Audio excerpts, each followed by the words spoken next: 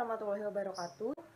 Kami di sini akan membahas jurnal yang berjudul Diagnosis and Management of Duchenne Muscular Dystrophy Part 1, Diagnosa M.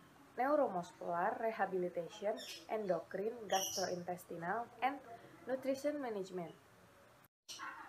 Yang akan dibahas dalam jurnal ini, pertama itu ada abstrak, kedua introduction, ketiga metode, keempat diagnosis, kelima neuromuscular management, keenam rehabilitation management, ketujuh endocrine management, yang kedelapan gastrointestinal dan nutrition management, dan yang terakhir ada conclusion and future direction.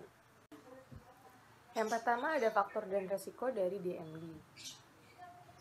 Penurunan fungsi jantung kardiomiopati yang menyebabkan gagal jantung, diafragma yang lemah menyebabkan gagal respirasi, dan hilangnya massa pada otot yang menyebabkan penggunaan kursi roda. Di sini ada anatomi dari otot yang normal dan otot yang terkena DMD. Di sini terlihat bahwa otot bicep mengecil. Oke, kita masuk ke pembahasan pertama, yaitu abstrak. Jurnal ini akan membahas tentang pertimbangan perawatan Duchenne Muscular Dystrophy atau biasa yang disingkat dengan DMD. Perawatan multidisiplin berhubungan dengan peningkatan kelangsungan hidup pasien, pergeseran ke diagnosis yang antisipatif, dan strategi terapeutik terfokus kepada kualitas hidup pasien.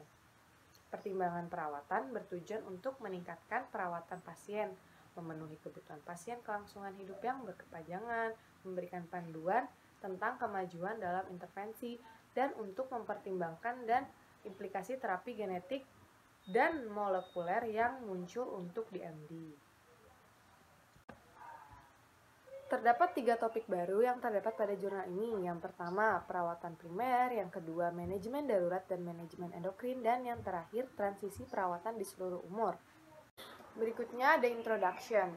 Duchenne Muscular Dystrophy atau yang biasa disingkat dengan DMD merupakan kelainan neuromuskular resestif terkait X yang mematikan, disebabkan oleh mutasi pada gen dystrophin yang menghasilkan dystrophin fungsional yang tidak ada dan tidak cukup.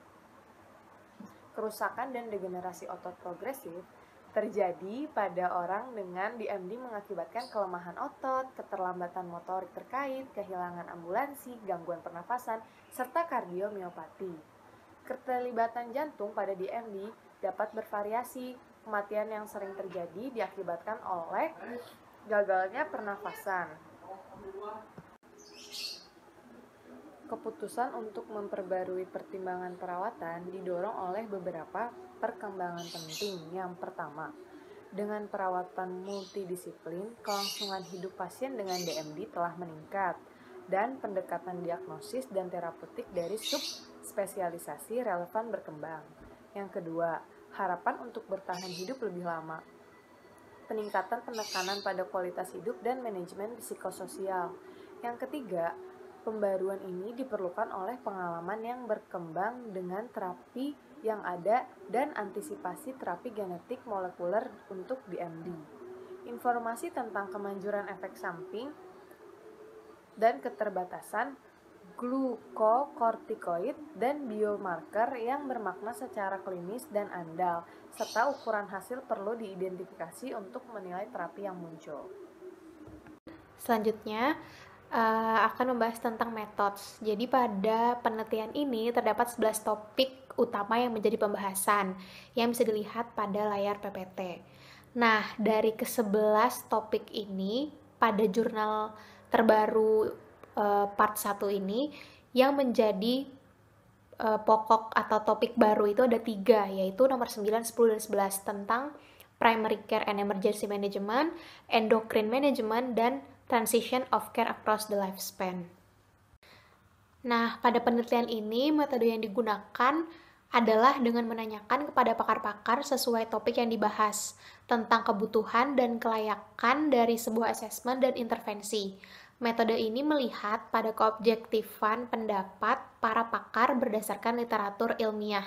Jadi, sebenarnya asesmen dan intervensi-intervensi yang dari ke-11 topik tadi itu muncul pada penelitian ini tuh dengan gimana caranya dengan per topik itu kita si peneliti ini mengumpulkan pakar-pakar per topik. Contohnya di 3 topik yang baru tadi itu ada tentang primary care, emergency management, terus endocrine management, dan transition of care across the lifespan. Nah, di 3 topik itu terdapat tim-timnya tersendiri untuk mengkaji literatur ilmiah yang bisa digunakan agar terciptalah sebuah assessment dan intervensi yang layak gitu. Nah, ulasan literatur yang komprehensif dilakukan untuk setiap topik.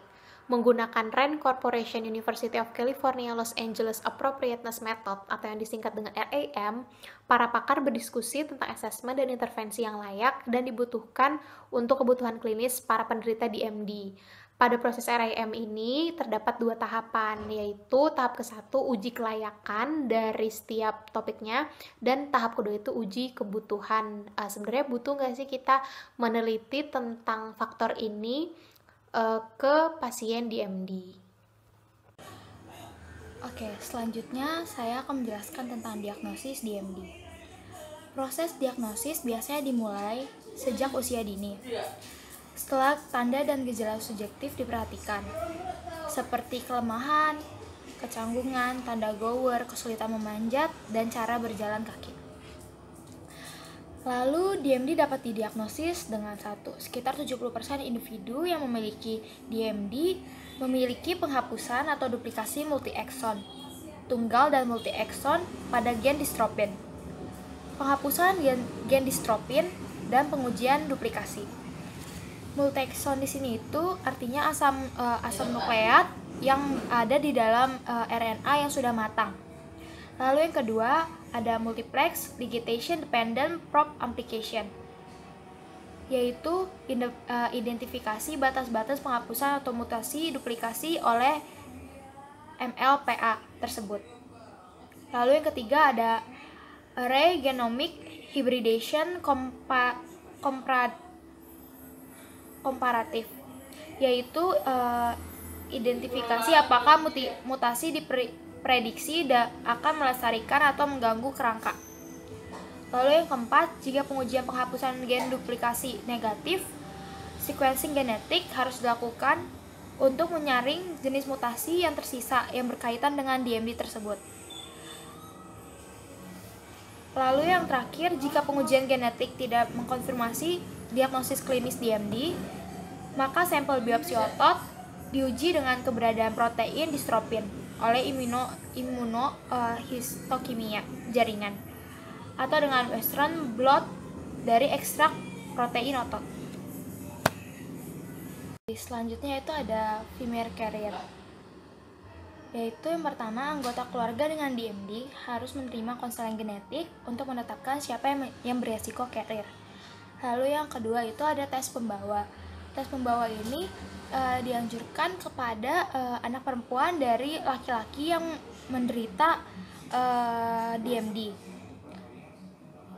atau laki-laki yang secara genetik dikonfirmasi menderita DMD. Jadi laki-laki yang memiliki anak perempuan dan anaknya ini yang harus dites pembawa, siapa tahu dia mengalami carrier DMD gitu. Terus yang terakhir ada newborn screening. Newborn screening dapat melakukan pengukuran konsentrasi kreatin kinase melalui tes dari darah kering, dari bercak darah kering. Lalu yang kedua, diagnosis newborn screening memiliki 2 tingkat, di mana sampel yang mengungkapkan peningkatan konsentrasi kreatin kinase kemudian diuji untuk mutasi gen dystrophin. Namun cara ini sudah tidak direkomendasikan lagi sampai sekarang. Lalu yang terakhir, terapi DMD yang muncul mungkin terbukti paling efektif jika mereka dimulai sebelum timbulnya gejala. Jadi kalau misalnya dia telat dalam pengidentifikasian gejala, dia bakal lebih sulit untuk diterapi. Nah, selanjutnya saya akan menjelaskan mengenai manajemen neuromuskular. Sebelumnya, kita sudah dijelaskan mengenai diagnosis. Ketika individu didiagnosis menderita Duchenne muscular dystrophy, maka selanjutnya pasien akan diambil ahli dengan penuh tanggung jawab oleh dokter spesialis neuromuskular. Kenapa? Karena dokter spesialis neuromuskular ini mempunyai kualifikasi untuk membantu pasien dan juga keluarga kalau penyakit menunjukkan peningkatan kompleksitas, kemudian adanya penggunaan teknologi untuk diagnostik, dan juga pemilihan layanan terapeutik yang dapat diberikan untuk pasien dengan DMD. Nah, pertama-tama adalah assessment atau pemeriksaan. Pemeriksaan ini haruslah konsisten dan direproduksi oleh klinisi yang sudah terlatih untuk mendukung manajemen pelayanan Duchenne muscular dystrophy pada pasien yang membutuhkan. Yang kedua adalah, menurut penelitian-penelitian sebelumnya pada tahun 2010, pemeriksaan ini dilakukan dengan perawatan yang sudah tervalidasi dan juga menggunakan satu set alat tes yang nyaman dan juga berkorelasi secara klinis. Yang ketiga adalah dalam melakukan pemeriksaan dibutuhkan kerjasama tim multidisipliner untuk mengoptimalkan konsistensi pemeriksaan kepada pasien dan juga menghindari duplikasi tes yang sama dan tidak penting. Yang keempat adalah dinanti-nantikannya penelitian-penelitian di selanjutnya untuk menghadirkan alat-alat pemeriksaan dan tes yang baru.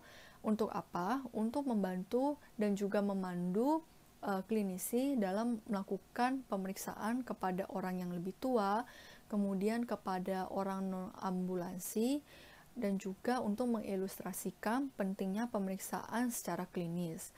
Nah, dalam pemeriksaan ini, apa aja yang diperiksa? Yang pertama adalah passive range of motion. Jadi, mengukur contohnya, pasien diminta untuk fleksi elbow atau siku. Ketika melakukan fleksi ini, pasien tidak melakukan secara sendiri, tetapi dibantu oleh terapis. Yang kedua adalah memeriksa ekstensi otot. Bagaimana pasien melakukan ekstensi otot yang dilihat oleh pemeriksa.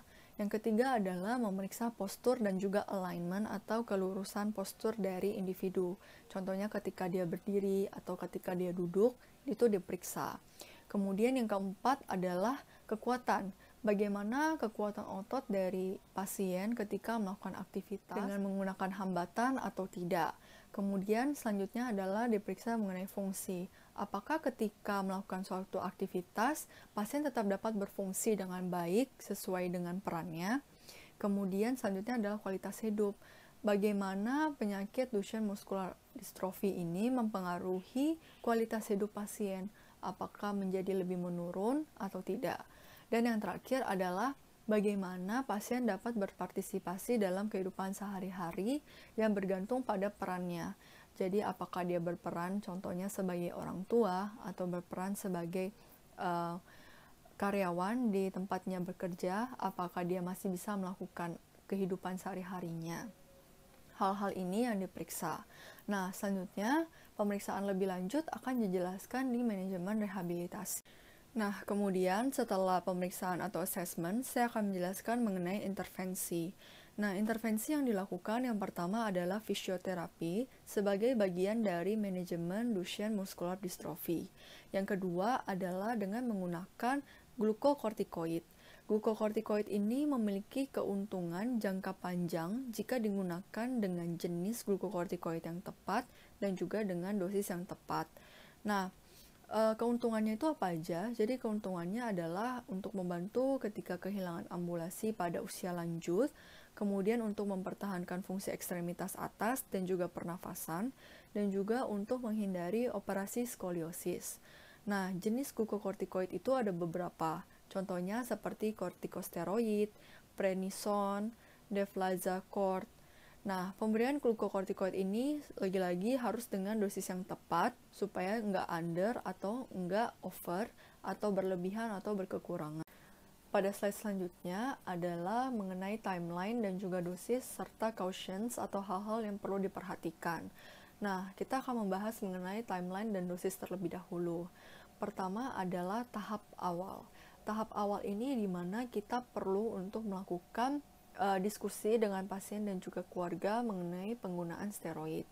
Jika sudah disetujui, maka kita ke tahap selanjutnya yaitu tahap penggunaan atau tahap permulaan, di mana tahap ini sudah dilakukan diskusi dengan pasien dan keluarga mengenai efek samping penggunaan steroid dan juga sudah dilakukan konsultasi nutrisi.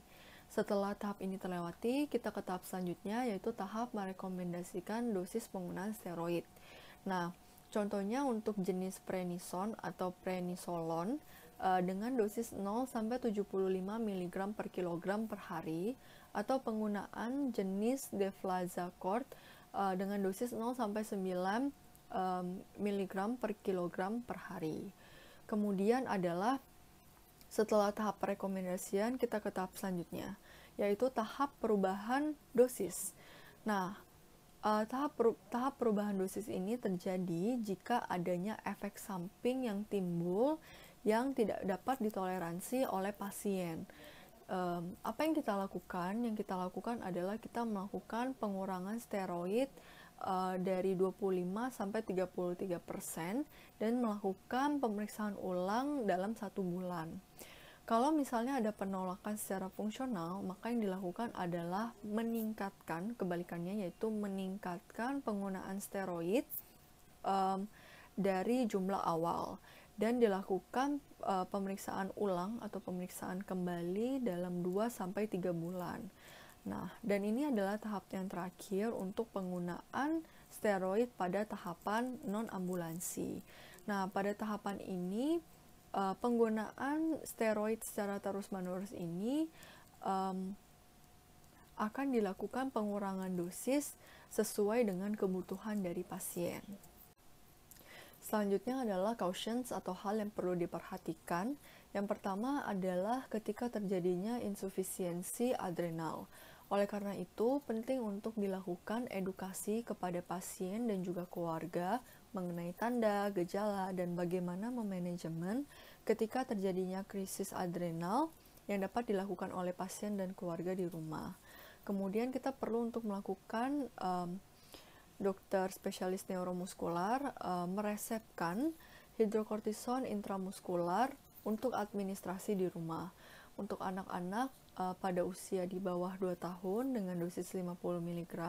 Untuk anak-anak dengan usia di atas 2 tahun dengan dosis 100 mg. Kemudian dosis stres untuk pasien yang digunakan dalam sehari-hari pada jenis prednison atau deflazacort dengan dosis di atas 12 mg per meter kuadrat. Kemudian adalah jangan menghentikan penggunaan steroid secara tiba-tiba.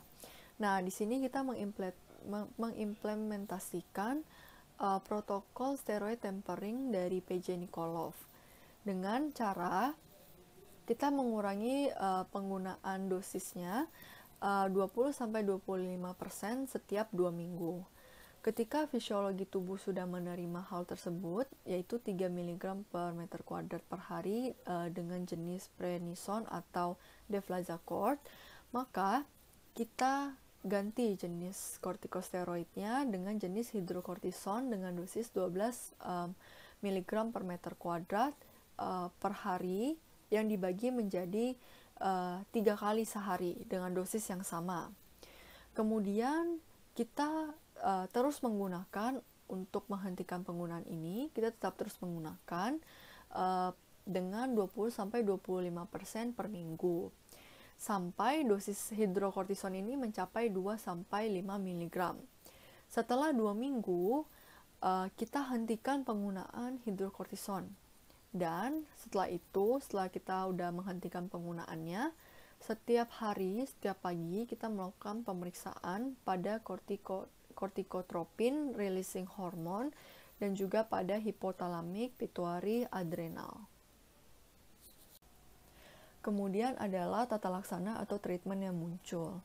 Nah, setelah penelitian-penelitian sebelumnya, akhirnya ada beberapa obat yang menerima persetujuan regulasi untuk bisa digunakan dari rangkaian terapi mutasi spesifik, yaitu ataluren dan juga eteplirsen.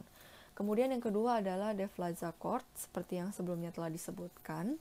Dan yang ketiga adalah kelas-kelas obat lainnya.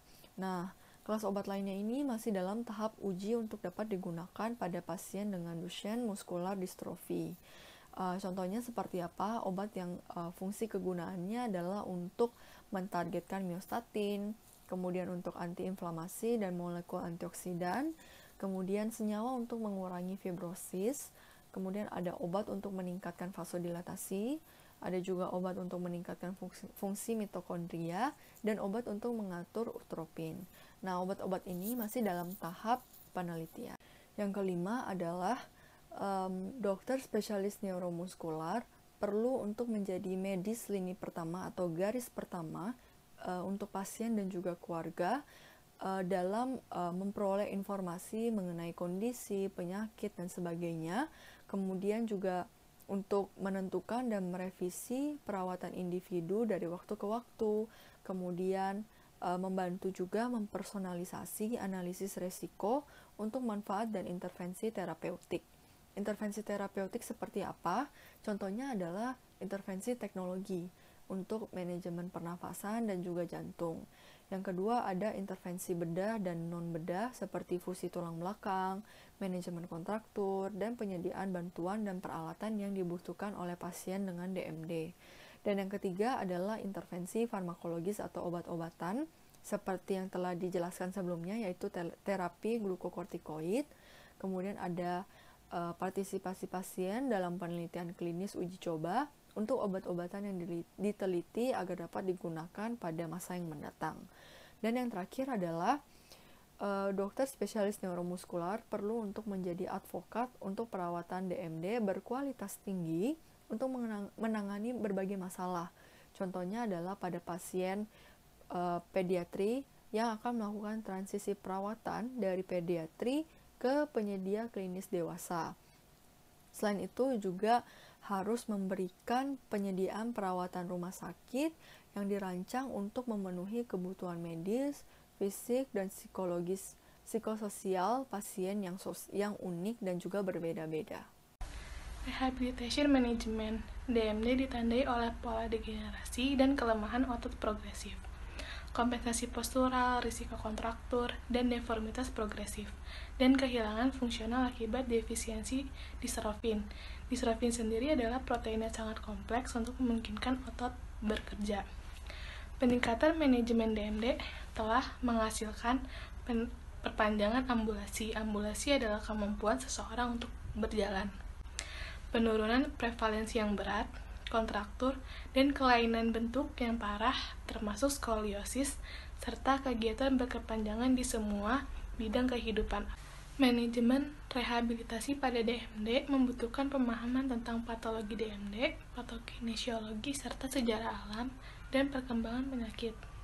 Penilaian pada rehabilitasi manajemen harus disediakan di semua domain, seperti klasifikasi internasional untuk fungsi, kecacatan, mulai dari diagnosis sampai seterusnya, untuk meminimalkan kontraktur, deformitas, kehilangan fungsi, integritas fungsi yang terganggu, nyeri, serta kardiorespirasi yang terganggu. Asesmen rehabilitasi pada DMD mencakup ROM pasif, kelenturan otot, postur tubuh, kekuatan, fungsi, quality of life, serta semua aktivitas normal kehidupan sehari-hari. NSAA yang merupakan singkatan dari North Star Ambulatory Assessment dan Timed Function Test merupakan asesmen klinikal yang mendasar dari kemampuan fungsional selama periode ambulasi dan harus selesai setiap 6 bulan. Identifikasi dari tes responsif rata-rata meningkatkan kapabilitas yang dapat diprediksi, seperti tes berjalan selama 6 menit. Yang dimana memahami interaksi antara umur, jarak awal, genetik yang dapat meningkatkan model penelitian dan menginformasikan perawatan klinis. Secara khusus, sebelum usia 7 tahun, pada tes DMD berjalan 6 menit itu memiliki kemajuan. Namun, setelah 7 tahun, tes berjalan 6 menit itu menghasilkan kurang dari 325 meter dengan kemampuan berdiri lebih dari 30 detik, kemampuan naik tangga lebih dari 8 detik, berjalan 10 menit, atau berlari 10-12 detik, yang artinya memiliki nilai tes NSAA kurang lebih 34, yang telah diartikan dengan menurunnya kemampuan fungsional yang asesmen lainnya yang mengukur fungsi anti-gravitasi dianggap sebagai tindakan eksplorasi DMD, termasuk The Alberta Infant Motor Scale, Hammersmith Functional Motor Scale, Expanded, dan Gross Motor Function Measure. Asesmen, intervensi, pembelajaran, atensi, dan sensory processing harus dimulai pada usia dini. Pada orang dewasa yang merupakan non-ambulasi, menurut the Brook Upper Extremity Agent Classification Scale, fleksi elbow-nya dan kekuatan grip-nya memiliki perubahan lebih dari 1-2 tahun, dengan pengujian seperti ruang kerja yang dapat terjangkau dan asesmen untuk tes performa pada upper limb. Penggunaan secara konsisten pada pengukuran fungsional yang sama oleh klinik individual sangat direkomendasikan untuk mengawasi perubahan secara berkala dengan pernyataan dari asesmen baru yang sesuai. Asesmen oleh spesialis rehab sangat direkomendasikan sedikitnya 4-6 bulan sepanjang hidup, dengan asesmen yang lebih sering dipicu atau ditimbulkan oleh masalah klinis, perubahan status, atau kebutuhan khusus. Selanjutnya ada intervensi. Tujuan dari ekstensibilitas otot dan manajemen mobilitas sendi adalah untuk mencegah atau meminimalkan kontraktur dan deformitas. Manajemen muskuloskeletal memerlukan pendekatan tim dengan masukan dari spesialis neuromuskular, terapis fisik, terapis okupasi, dokter rehabilitasi, ahli ortotik, dan ahli bedah ortopedi. Pencegahan kontraktur dan deformitas membutuhkan peregangan pasif sendi, otot, dan jaringan lunak setiap hari yang berisiko sesak, mendukung gerakan dengan mengurangi efek gravitasi, dan mengoptimalkan biomekanik untuk memungkinkan gerakan yang lebih aktif. Teknik terapi manual dan perpanjangan jaringan lunak yang berkepanjangan, dan pemosisian optimal termasuk penggunaan splinting, intervensi ortotik individual, perangkat berdiri, serial casting, dan tempat duduk khusus, serta komponen pemosisian daya di perangkat mobilitas. Peregangan dianjurkan untuk area yang diketahui beresiko untuk kontraktur atau kelainan bentuk. Peregangan pergelangan kaki, lutut, dan pinggul yang teratur harus segera setelah diagnosis dan berlanjut hingga dewasa. Kursi roda bermotor daya stand and drive sekarang sering digunakan di tempat ortosis lutut pergelangan kaki untuk mendukung mobilitas berdiri. Ortosis seperti itu mungkin masih menjadi pilihan yang tepat dalam beberapa situasi, tetapi harus dipandang sebagai alat terapi daripada alat fungsional, melengkapi daripada mengganti mobilitas bermotor.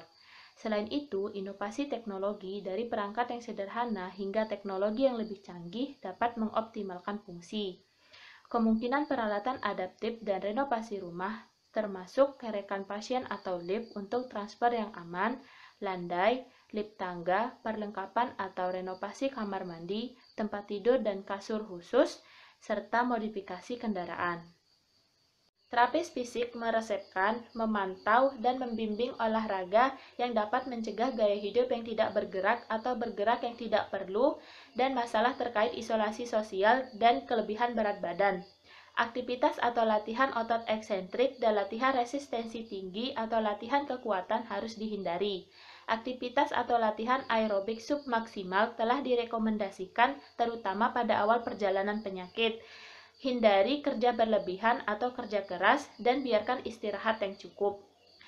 Bersepeda telah direkomendasikan sebagai bentuk aktivitas aerobik submaksimal dan bersepeda dengan bantuan dan gerakan yang dibantu oleh robot dapat digunakan hingga dewasa.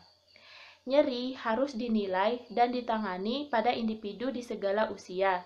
Intervensi memerlukan manajemen tim yang komprehensif termasuk terapi fisik, koreksi postural, intervensi ortotik dan splinting, peningkatan kursi roda dan tempat tidur yang memungkinkan pemindahan berat badan secara mandiri, perubahan posisi, dan pengurangan penekanan, serta pendekatan farmakologi. Saya akan menjelaskan tentang endocrine management.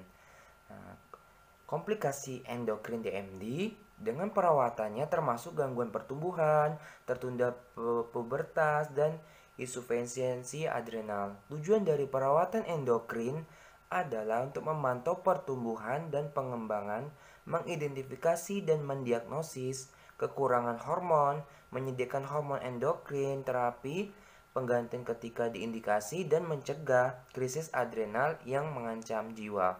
Next slide. Oke, terus slide selanjutnya itu grow atau grow itu pertumbuhan ya. Itu artinya di sini dijelaskan bahwa gangguan pertumbuhan linear umum pada individu dengan DMD dan diperburuk oleh pengobatan glukosteroid. Pertumbuhan linear harus dinilai setiap 6 bulan sekali. 6 bulan sampai selesai pubertas dan pencapaian tinggi akhir. Ketinggian berdiri adalah yang paling tepat di ambulatori individu. Tinggi harus diplot dan diikuti pada kurva pertumbuhan standar. Selain itu, penilaian pertumbuhan secara teratur dengan menggunakan ketinggian yang tidak berdiri dimulai selama tahap ambulatori untuk memungkinkan nilai yang lebih akurat setelah individu kehilangan ambulasi. Kami menyarankan agar setiap intuisi memilih dan menggunakan ukuran yang bekerja terbaik dalam lingkungan klinis tertentu. Individu dengan tinggi kurang dari persentil ketiga harus dirujuk terlepas dari lintas pertumbuhan.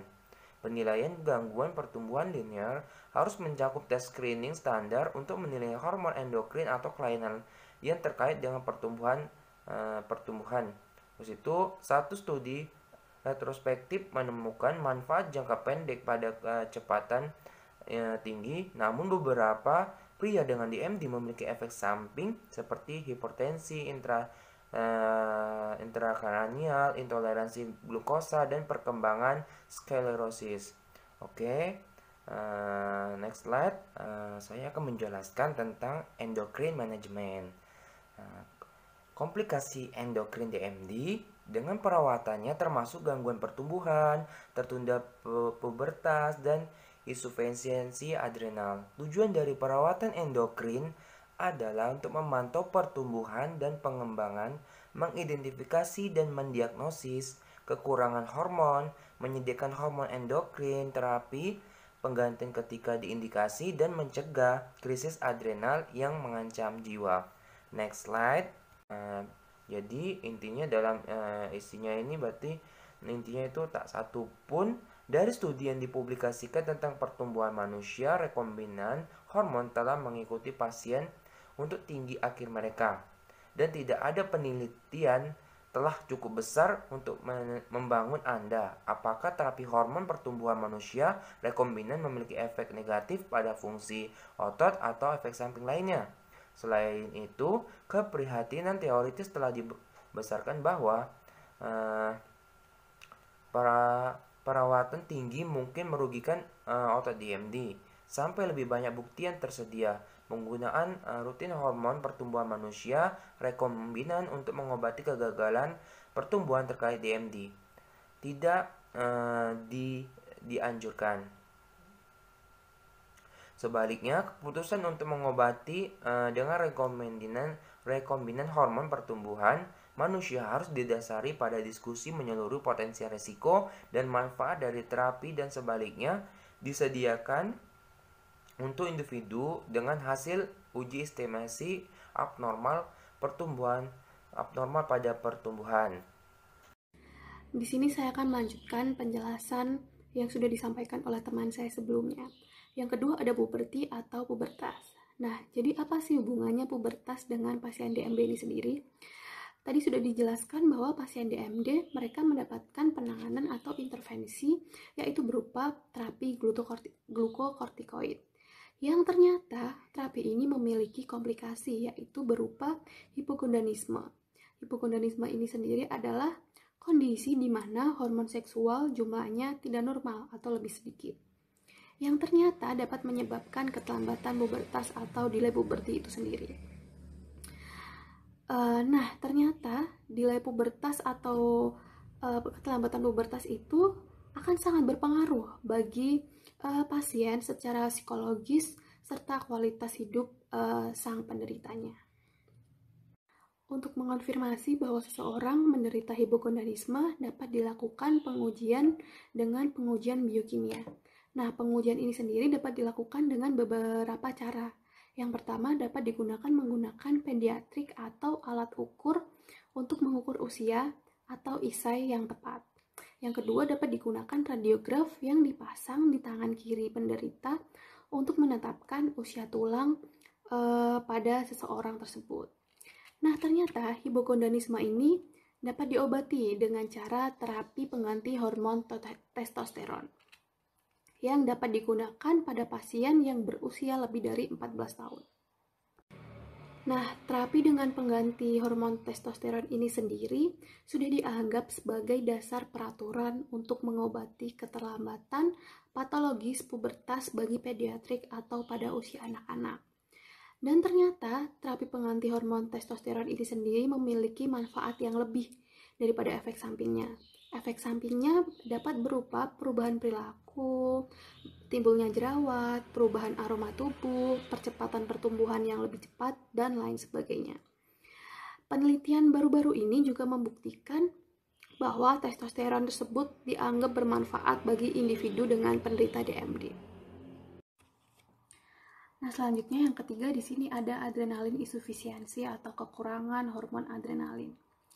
Kekurangan hormon adrenalin di sini dapat menyebabkan tekanan pada aksis hipotalamik atau yang biasa disebut dengan penyakit hipotalamus hipofisis adrenalin atau HPA.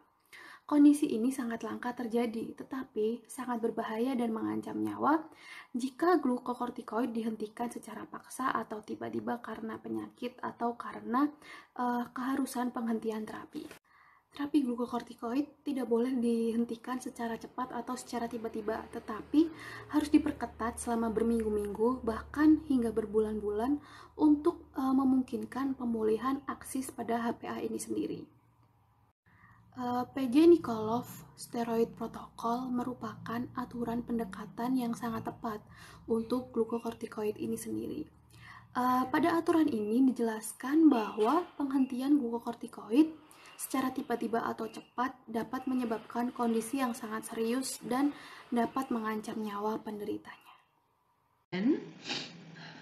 Saya di sini akan menjelaskan tentang gastrointestinal dan juga manajemen nutrisi bagi pasien dengan DMD. Nah, seperti yang kita tahu kalau individu dengan DMD sering memiliki masalah gangguan gastrointestinal dan nutrisi. Antara lain kenaikan atau penurunan berat badan, ketidakseimbangan cairan, diet, serta nutrisi, juga gangguan menelan. Mereka juga mengalami low bone density dan juga kontraktur mandibular. Nah, masalah-masalah yang tadi sudah disebutkan itu dapat berdampak negatif pada pernapasan, tulang, otot, dan juga sistem jantung. Kenapa sih? Karena salah satu penyebab dari terjadinya masalah-masalah tersebut adalah penggunaan glukokortikoid yang efek sampingnya adalah penurunan energi ekspenditur dan juga imobilitas. Maka dibuatlah manajemen nutrisi bagi pasien dengan DMD dengan tujuan untuk mencegah obesitas dan kekurangan gizi dengan menilai pertumbuhan dan berat badan, juga sebagai ajang mempromosikan kesehatan dengan gizi yang optimal. Umumnya, setiap terapi yang diberikan kepada pasien dengan DMD, para terapis harus bekerja sama dengan para nutrisian untuk mengontrol pemberian program latihan yang aman bagi pasien. Maka, di sini terapis sangat dianjurkan untuk bekerja sama dengan para nutrisian agar mereka mengetahui apa sih nutrisi yang baik bagi pasien ini, apa nutrisi yang dibutuhkan dan yang diinginkan oleh pasien tersebut. Maka, untuk keberlangsungan terapi dapat berjalan dengan lancar, maka pemberian nutrisi ini sangat penting bagi pasien dengan DMD ini. Maka dibuatlah ada di sini overview rekomendasi gastrointestinal dan nutrisi untuk penilaian dan juga intervensi. Di sini intervensi atau penilaian dilakukan oleh para nutrisian. Mereka memonitoring berat badan, tinggi badan. Lalu setiap 6 bulan mereka selalu mempertanyakan tentang adakah terjadinya disfagia, ada terjadinya konstipasi, gastroesophageal, dan juga gastroparesis. Nah, jadi annually mereka melakukan penilaian menggunakan serum concentration of 25-hydroxyvitamin D, dan juga mereka melakukan penilaian melalui penggunaan kalsium. Jadi kalau misalnya di sini terjadi ada gejala disfagia, maka mereka mengarahkan kepada patologi speech language untuk melakukan penilaian pada cara menilai mereka, termasuk Viedo-Fluoroscopic Swallowing Study. Jadi sangat diperhatikan gejala-gejala di sini. Jadi misalnya ada masalah atau ada gejala-gejala dehidrasi, ada gejala malnutrisi, aspirasi, atau dari sedang dari sedang hingga tingkat keparahan yang lebih tinggi terjadinya disfagia, maka mereka akan merekomendasikan untuk melakukan pemindahan atau penempatan placement tube gastrostomy di dalam sistem pencernaan mereka. Lalu di sini dianjurkan untuk mereka mengonsumsi 25-25 hydroxyvitamin D sebanyak 30-0 mg per mililiter, don't know why. Itu untuk mengatasi kekurangannya vitamin D yang dialami oleh pasien dengan DMD ini. Lalu kalsium yang diinjek, yang digunakan kurang dari rekomendasi, maka harus tetap dianjurkan untuk dilakukan penaikan suplemen yang lain agar dapat menunjang kalsium tersebut. Lalu di sini ada nutritional assessment and planning. Jadi nutrisian menilai status nutrisi, berat, dan tinggi badan yang dinilai berdasarkan body mass index atau BMI. Lalu mereka merencanakan program nutrisi secara spesifik. Mereka melis apa sih nutrisi yang dibutuhkan, list apa saja yang nutrisi yang diharapkan dapat membantu pasien dengan DMD. Lalu mereka merencanakan program nutrisi secara spesifik. Nah, lalu di sini pasien dan keluarga juga dilatih untuk menjaga kesehatan dengan pola makan yang seimbang sesuai anjuran untuk menghindari risiko tertentu. Misalnya, pasien dengan DMD harus menjaga kadar cairan di dalam tubuhnya agar tidak dehidrasi, karena apabila mereka mengalami dehidrasi, mereka itu akan akibatnya kalau mereka mengalami dehidrasi, mereka mengalami peningkatan risiko konstipasi. Tuh. Jadi mereka juga harus mengontrol kesehatan tulang dengan penilaian konsumsi diet kalsium dan konsentrasi serum 35 hydroxy. Yang tadi kalsium yang disarankan bagi pasien dengan DMD ini.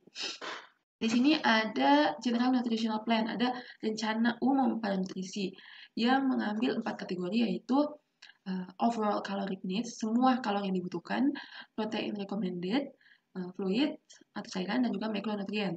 Keseluruhan kalori yang dibutuhkan yaitu total dari energi expenditure ditambahkan dengan faktor activity daily living. Jadi kalori yang dibutuhkan itu dilihat dari berapa sih total energi expenditure yang dipakai, dan juga faktor dari keseluruhan aktivitas fisik yang dilakukan oleh pasien dengan DMD.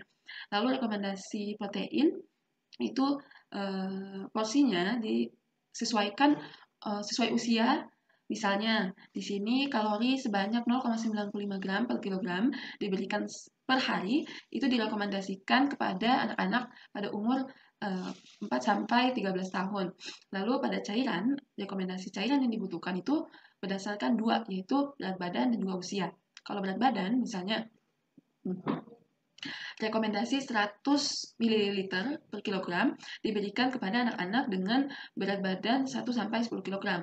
Kalau usia, untuk 1,2 liter kurang lebih 5 cup atau 5 gelas itu diberikan kepada anak-anak dari perempuan hingga laki-laki pada usia 4-8 tahun. Lalu rekomendasi mikronutrien itu direkomendasikan oleh dietari untuk mengonsumsi suplemen-suplemen atau vitamin yang dibutuhkan bagi anak-anak dengan atau pasien dengan DMD ini. Jadi misalnya mereka mengalami kekurangan vitamin D, maka disarankan untuk ditingkatkan penggunaan atau konsumsi vitamin D tersebut bagi pasien dengan DMD agar rencana nutrisi mereka itu sesuai dengan goal yang diinginkan dan juga disesuaikan dengan kebutuhan pasien DMD ini. Jadi dibutuhkan manajemen rencana pemberian nutrisi yang baik dan aman selama itu dapat menunjang pemberian terapi yang aman dan nyaman bagi pasien dengan DMD ini. Kali ini saya akan menjelaskan tentang DMD Specific Nutritional Risk. DMD beresiko mengalami obesitas pada usia dini. Saat mendekati usia dewasa, DMD beresiko kekurangan gizi atau gizi buruk. Pada masa kanak-kanak, terapi glukokortikoid meningkatkan resiko kelebihan berat badan atau obesitas karena meningkatnya konsumsi kalori dan penumpukan sodium serta cairan. Kebiasaan makan yang sehat sebagaimana disarankan oleh American Academy of Pediatric Committee on Nutrition Guidelines for the Prevention of Obesity harus diikuti oleh seluruh keluarga atau appendix. Di samping anak-anak yang obesitas, perlu ada dukungan penuh dari keluarga dengan cara membiasakan makanan yang sehat. Disfungsi menelan atau disfagia adalah hal yang paling umum dan sering terjadi pada pasien DMD. Orang sering menurunkan berat badan secara tidak sengaja sebelum dan selama awal gejala-gejala klinis pada disfagia. Karena orang-orang disfagia ini sulit menelan sehingga makanan yang masuk ke dalam tubuhnya pun kurang, menyebabkan berat badannya pun menurun. Pemberian makanan gastrostomi pada orang yang disfagia dapat mempermudah intervensi tepat waktu apabila dinyatakan secara klinis. Pola makan gastrostomi mengarah ke stabilitas atau peningkatan status gizi pada orang-orang yang kurang gizi dengan DMD. Jadi, dengan kita memberikan pola makan gastrostomi itu bisa meningkatkan gizi dan juga menstabilkan gizi pada pasien DMD. Peningkatan manfaat dari pemberian tabung gastrostomi harus didiskusikan dalam konteks resiko pernafasan, jantung, dan anestesi dari prosedur ini. Oke, selanjutnya itu ada common gastrointestinal problems, di mana kasus yang sering terjadi itu adalah konstipasi atau sembelit yang memiliki faktor resiko meliputi menurunnya waktu transit kolon, imobilisasi, melemahnya otot abdominal, serta dehidrasi. Treatment yang dapat diberikan yaitu dengan obat-obatan osmotik laksatif atau obat pencahar seperti polyethylene glycol, milk of magnesia, atau laktulosa jika dibutuhkan. Si retrograde enemas ini mungkin dapat membantu jika terjadi impaksi tinja atau menumpuknya tinja yang kering.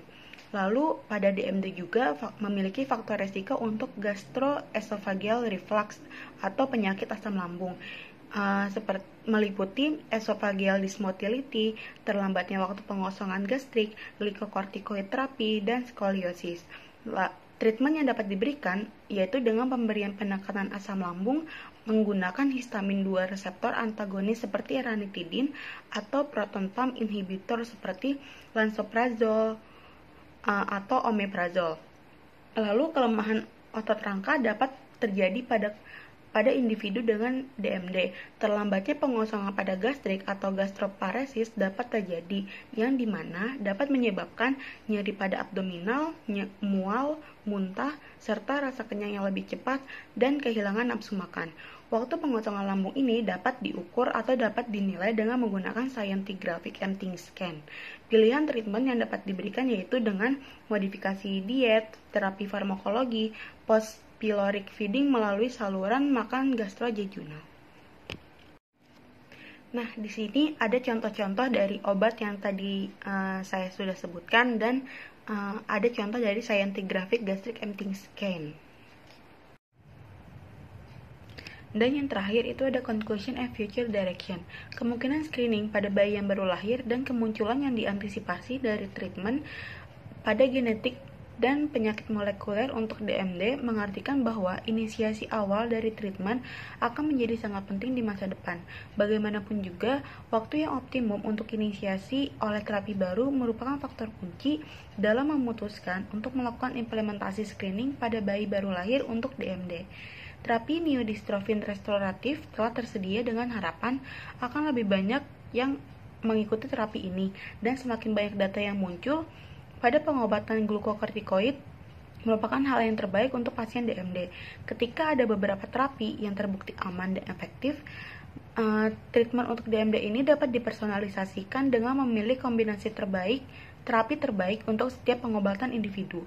Dalam hal manajemen endokrin, dibutuhkan RCT untuk memahami dengan lebih baik resiko dan manfaat dari hormon pertumbuhan dan terapi testosteron, dan untuk mengklarifikasi indikasi terbaik, waktu, dan dosis pemberian obat.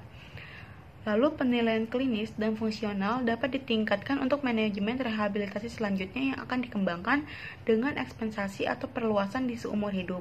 Dengan kemajuan teknologi, terapi baru mungkin dapat ditingkatkan melalui monitoring aktivitas yang dikombinasikan dengan pengukuran biomarker baru yang bermakna secara klinis.